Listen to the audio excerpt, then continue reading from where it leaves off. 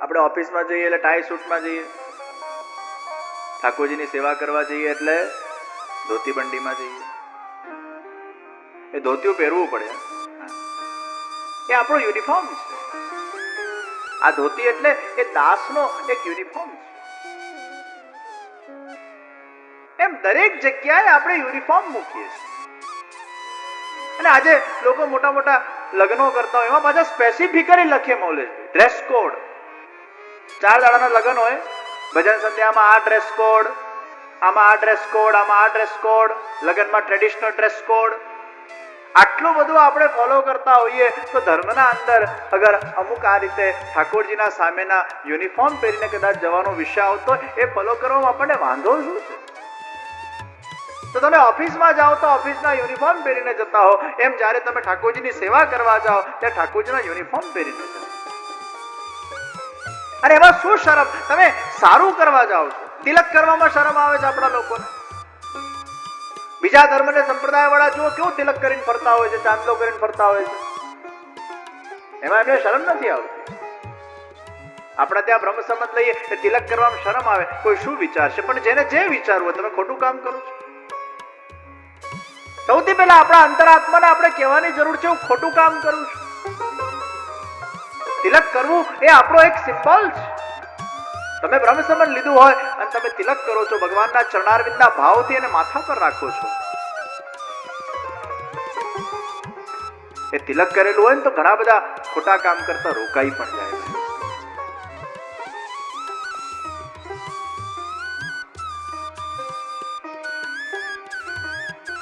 તો સાચું કરવામાં કોઈ ડર નહીં લાગવો જોઈએ, કોઈ શરમ નહીં આવી જોઈએ. દામોદરદાસ સંભરવાલા એ ભગવાનની તનુજા સેવા કરતા બહુ મોટા શેઠ, ખૂબ પૈસાવાળા, અને ભર બજારમાંથી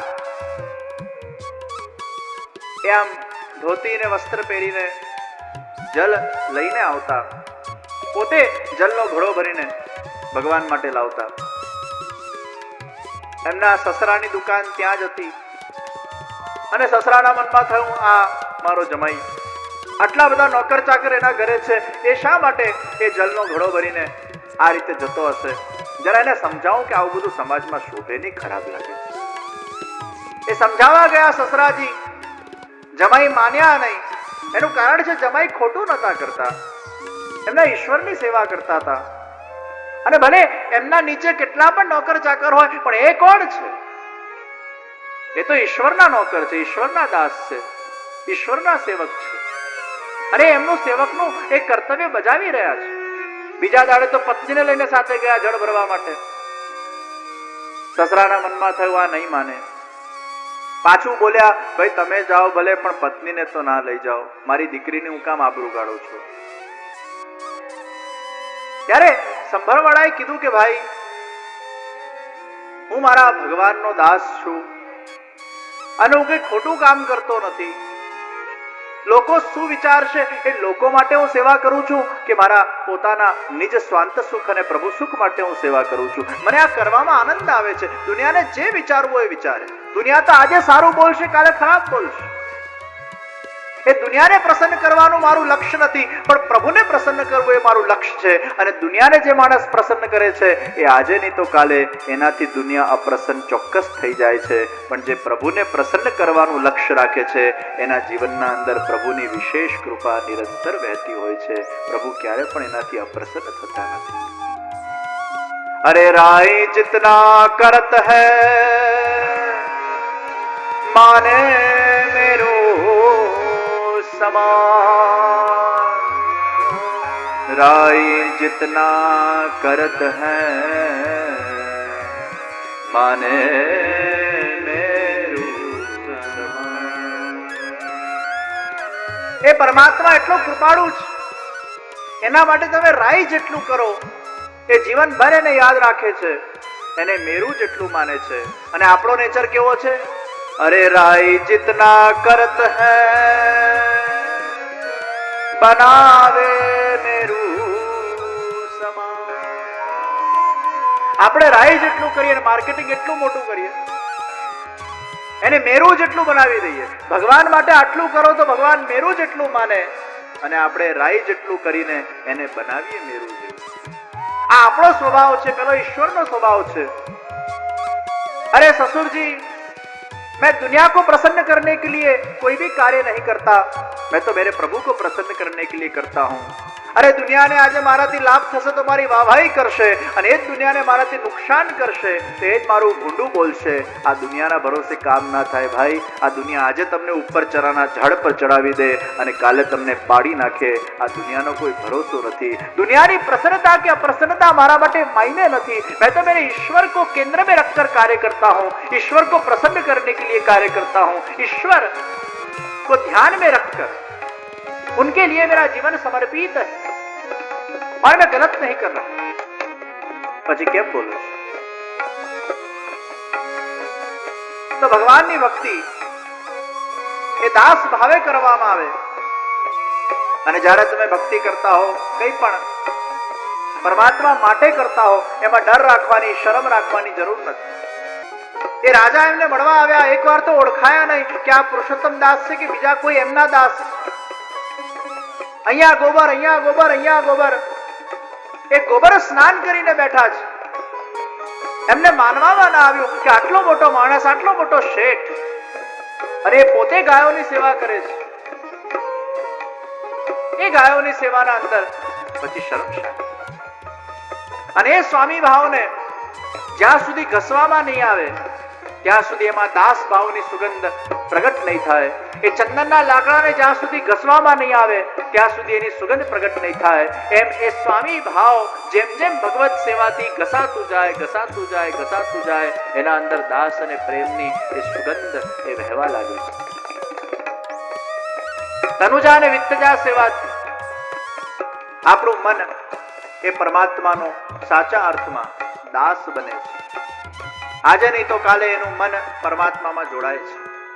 તો સેવા અને કથા આ બંનેનું સંગ જ્યારે જીવનમાં પ્રાપ્ત થાય છે, કથાના માધ્યમથી ભગવાનનું સ્વરૂપ જ્ઞાન થાય, મહાત્મ જ્ઞાન થાય, અને સેવા જેની કરીએ છે એમાં ધીરે ધીરે કથાના માધ્યમથી ચિત્ત એનું જોડાય.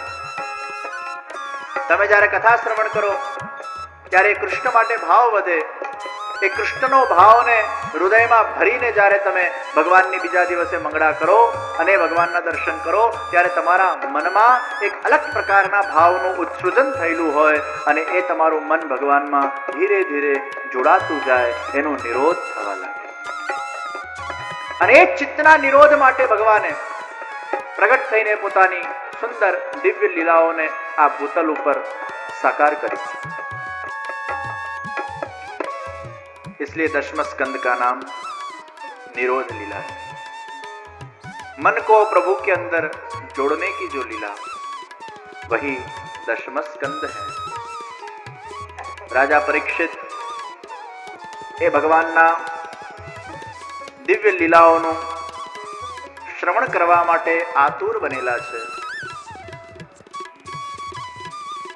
નવમ સ્કંદ સુધીની કથાને શ્રવણ કર્યું. હવે પરીક્ષિત રાજાના મનમાં ઉત્સુકતા પ્રગટ થઈ કે પ્રભુના દિવ્ય ચરિત્રો મારે સાંભળવા છે. હે શુકદેવજી, સોમ અને સૂર્યવંશની કથાનું આપે મને શ્રવણ કરાવ્યું. એ યદુવંશના અંદર મારા પ્રાણ પ્યારા, મારા પ્રાણોના રક્ષક એવા શ્રી કૃષ્ણચંદ્રના દિવ્ય ચરિત્રોનું મને શ્રવણ કરાવો. સુખદેવજી મહારાજ કે છે, અરે રાજા પરીક્ષિત, તમે 4 દિવસથી ભૂખ્યા ને તરસ્યા ભગવાનના એ ચરિત્રને શ્રવણ કરવામાં વ્યસ્ત થયેલા છો. તમે ભાગવતનું પાન કર્યું છે, વિવિધ અવતારોના દિવ્ય ચરિત્રને શ્રવણ કર્યા છે. કૃષ્ણ ચરિત્ર જે ભગવાનનું હૃદય છે, દશમ સ્કંદ જે ભગવાનનું સાક્ષાત હૃદયરૂપી માખણ છે, એને શ્રવણ કરવા જઈ રહ્યા હો. થોડું ભોજન કરીને આવો, જલ પીને આવો. પરીક્ષિત રાજા એ ભગવાનના એ ચરિત્રોને શ્રવણ કરવા માટે એટલા આતુર છે કે ભોજન કરવાની કે જલ પીવાની પણ એમને ફુરસત નથી. હે શુકદેવજી, જે ભગવાને મારી રક્ષા કરી, જે ભગવાને મારા દાદાની રક્ષા કરી, જે ભગવાને પાંડવોની રક્ષા કરી, અરે કૌરવોના મહાસાગર રૂપી સૈન્યને તરવાની કોઈ તાકાત મારા દાદાઓના અંદર હતી નહીં, પણ ભગવાનના ચરણારવિંદ રૂપી કૃપાનો આશ્રય એમને કર્યું, ચરણારવિંદની શરણાગતિ સ્વીકાર કરી અને એ આશ્રય રૂપી નૌકાના સહારે એ આ મહાસાગર રૂપી કૌરવોના સૈન્યને એ તરી શક્યા. मुझे उनकी कथा सुननी. अरे હું તો મારા માના ગર્ભના અંદર બળીને રાખડો થઈ જવાનો હતો, પણ ભગવાને એ બ્રહ્માસ્ત્રથી મારું રક્ષણ કર્યું, ચારે બાજુથી મારું રક્ષણ કર્યું, એટલે મારું નામ પરીક્ષિત પડ્યું. मुझे उनके चरित्रों का श्रवण करना है. सुखदेव जी महाराज ने अलग अलग प्रकारना प्रश्नो परीक्षित राजाए पूछ्या છે. ભૂલ કરીને બેઠા છે પ્રાયશ્ચિત કરવા માટે. સંતના ગળાના અંદર એમને સર્પ નાખ્યો અને એ સર્પના નાખવાથી જે એમને ભૂલ થઈ, અપરાધ થયો અને શ્રાપનો સામનો કરવો પડ્યો, એના પ્રાયશ્ચિત રૂપે ભગવત કથાનું શ્રવણ કરવા બેઠા રાજા પરીક્ષિત એમના હૃદયના અંદર ભગવાનના દિવ્ય ચરિત્રને શ્રવણ કરવાની ભાવના જાગૃત થઈ છે. પૃથ્વી દેવી પર પાપનો ભાર વધવા લાગ્યો. પૃથ્વી દેવી બ્રહ્માજી પાસે ગયા. બ્રહ્માજીને કીધું, હે બ્રહ્માજી, આપ પ્રભુ को विनंती करो कि આ સૃષ્ટિમાં અવતાર ગ્રહણ કરે. બ્રહ્માજી ક્ષીર સાગરના અંદર પડેલા ભગવાન આદિનારાયણ સ્વરૂપ ભગવાન શ્રી કૃષ્ણને વિનંતી કરવા પધાર્યા છે. પુરુષોક્તના માધ્યમથી સ્તુતિ કરી છે. એ પુરુષોક્તના માધ્યમથી ભગવાનની સ્તુતિ કરવામાં આવી. ભગવાને બ્રહ્માજીના હૃદયના અંદર આકાશવાણી કરી, હે બ્રહ્માજી, તમે બધા જ દેવ અને દેવાંગનાઓને કહો કે ભૂતલ ઉપર પ્રગટ થાય. હું વસુદેવજીના ગૃહે સાક્ષાત પરપુરુષ રૂપે, પ્રકૃતિ પુરુષ નહીં પણ પ્રકૃતિથી પર એવા પુરુષ તરીકે પૂર્ણ પુરુષોત્તમ સ્વરૂપે અવતાર ગ્રહણ કરીશ. બ્રહ્માજીએ બધા જ દેવ અને દેવાંગનાઓને આજ્ઞા કરી, તમે ભૂતલ પર પ્રગટ થાઓ. શ્રી વલ્લભાચાર્યજી મહાપ્રભુજીએ સુબોધનીજીના અંદર કીધું કે જે 16,000 ને ભગવાન સ્વીકાર કરે છે, એ 16,000 માંથી 6,000 આ દેવાંગનાઓ જ દ્વારિકા લીલાના અંદર ભગવાનની પત્નીઓ બને છે. બીજી 10,000 વ્રજ લીલાના અંદર વિરહની અગ્નિના અંદર બળીને ભસ્મીભૂત થઈ ગયેલી હોય છે. એ વ્રજાંગનાઓનો પુનઃ ભગવાન દ્વારિકા લીલાના અંદર સ્વીકાર કરે છે. એ રીતે 16,000 ને ભગવાન દ્વારિકા લીલાના અંદર સ્વીકાર કરતા હોય છે. એમાં 6,000 એ દેવાંગનાઓ છે. બ્રહ્માજી આ આકાશવાણીને બધા જ લોકોના સામે પ્રસ્તુત કરી રહ્યા છે. परमात्मा श्री कृष्णचंद्र जब कोई भी कथा के अंदर कृष्ण जन्म के अंदर प्रकट होते हैं, ત્યારે દરેક વ્યક્તિ એ જ ભાવ કરવાનો છે કે ભગવાન શ્રી કૃષ્ણ એ મારા હૃદયમાં અને મનમાં પ્રગટ થઈ રહ્યા છે. સંસારને ભૂલીને, જગતને ભૂલીને એ કૃષ્ણચંદ્રના સ્વરૂપના અંદર આસક્ત થવાનું છે, મગ્ન બનવાનું છે. ચિત્તના અંદર પ્રભુને પ્રગટ કરવાના છે. આ કથા એક ધ્યાન છે જ્યાં ભગવાનનું અનુસંધાન થાય છે. ભગવાન શ્રી કૃષ્ણ તો અજન્મા છે. ભગવાન શ્રી કૃષ્ણ તો એ કણકણમાં, જનજનમાં, સૃષ્ટિના પ્રત્યેક તત્વના અંદર વિરાજમાન છે. પણ જ્યાં જ્યાં પ્રભુનો ભાવથી સ્મરણ કરવામાં આવે, ગાન કરવામાં આવે, ચિંતન કરવામાં આવે, એકાગ્ર ચિત્તે જ્યારે પરમાત્માને પુકારવામાં આવે, ત્યાં ભગવાનનું નિશ્ચિત પ્રાગટ્ય થતું હોય છે. મદ ભક્ત યત્ર ગાયંતી તત્ર તિષ્ઠામિ નારદ. હે નારદ, જ્યાં મારા ભક્તો મારું ચિંતન કરે, મનન કરે, તે સર્વ જગ્યાએ હું પ્રગટ થઈ જાઉં છું. એ સર્વ સ્થળો પર એ કૃષ્ણ જન્મ થઈ જતું હોય છે. એ ભગવાન શ્રી કૃષ્ણને આપણા મનમાં, આપણા હૃદયમાં, આપણા આત્મામાં પ્રગટ કરવાના છે. એ સ્વરૂપના અંદર આપણા ચિત્તનો નિરોધ કરવાનો છે.